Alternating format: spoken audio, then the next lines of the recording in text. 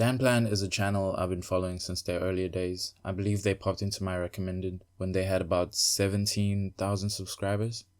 I've been a huge fan of their content ever since. Anyway, the channel caught my interest because it was an animation channel, a genre which I had a lot of interest in, and they also put their own unique spin on it by adopting a game show format that thrived on personalities and situational comedy. I'm not going to comment on how the drama started, simply because there's a lot of channels that have already done that. Today I'm just going to talk about how I think Dan should respond to this drama and how he could possibly reduce the damage it's caused to his channel. At first, I was going to wait on Daniel's response to comment on the situation to get both sides, but at this point, it's clear that he's waiting for the community's interest to blow over and the drama to subside. In the long term, this is probably a good strategy to use. Eventually, new subscribers who know nothing about the situation will arrive, and old subscribers will simply go on with their lives. However, in the short term, the channel is still bleeding subscribers and the viewers are getting more and more restless the longer that Daniel doesn't respond. I will start this by saying this whole video hinges on Steven's statements being true, that being the only side we have right now. I also want to say I don't think Daniel's a bad person. He's done a lot of charitable acts and other good guy things in the past, so it doesn't seem to be a clear-cut case of him being a bad guy. Likely just he made mistakes. Ultimately, it's an interpersonal conflict, and I feel a bit weird commenting on it, but since it's already been brought out into the public, I might as well add my thoughts. I'll start on why I think Daniel acted the way he did. YouTube is a dream job for him, simple as that. It's what he's wanted to do since he started the channel, and when the opportunity came, he capitalized on it. YouTube itself is not a stable platform when it comes to revenue and income, so I think Daniel wanted some form of financial security, which is why he quickly started producing merch and making faster to produce content like vlogs in between all the animations. In a sense, he was diversifying his content. Obviously, he put in a lot of work organizing and producing these things for the channel wanting to see it grow.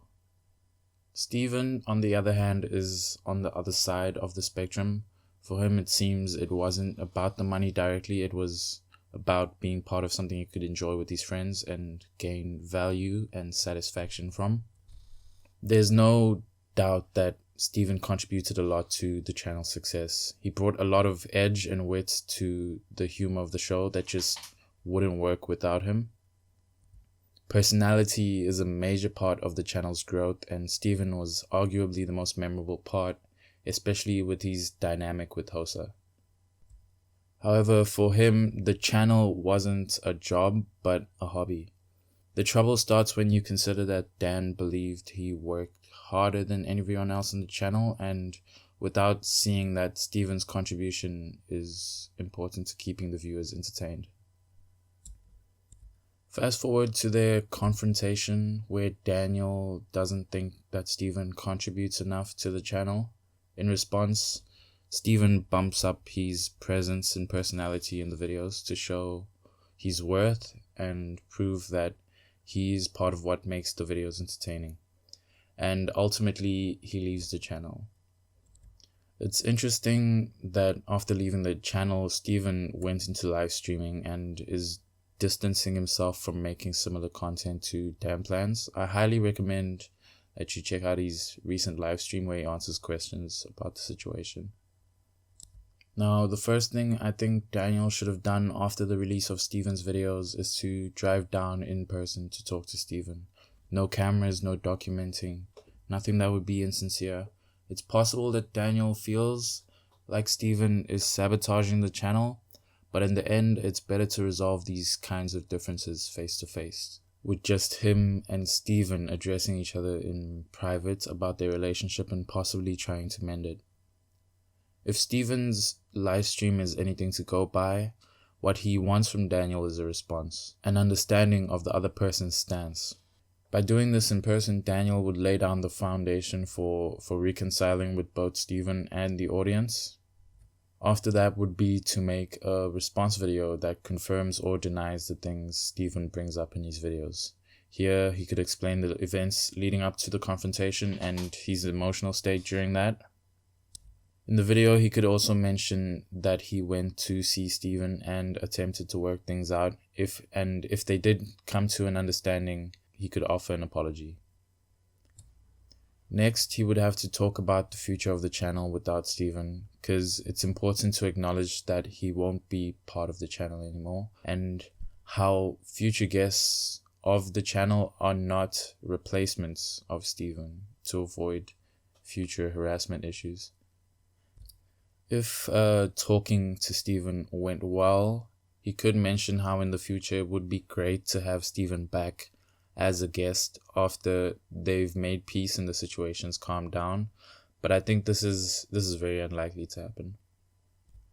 Another important thing would be to acknowledge how much each person, including the animators and the guests, contribute to the success of the channel, and talk about how he's working towards making the compensation for each person more fair.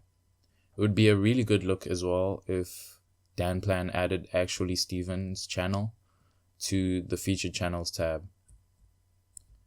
Overall, Daniel's in a bad situation, and the lack of response just creates more speculation in the community. As someone who's also trying to make animation and art videos, it's a bit shocking to see what's happening in the background of a channel that I really liked. I really do hope the best for the both of them, and I think a peaceful resolution would be the best thing to calm down the community and ensure future growth of both of their channels. I also think that repairing an old friendship is the most important part of this whole thing, because you can't really replace a friendship with monetary value, or you can't really place a monetary value on friendship. I have no idea what DanPlan's response will be when eventually he does respond, but after putting myself in Daniel's shoes, I think that everything I outlined in this video would be the best course of action. Anyway, thank you for watching this video on my dead channel. It's not usually what I make, but I thought since not too many people would care, I might as well just put up my opinion and roll with it. Alright, peace.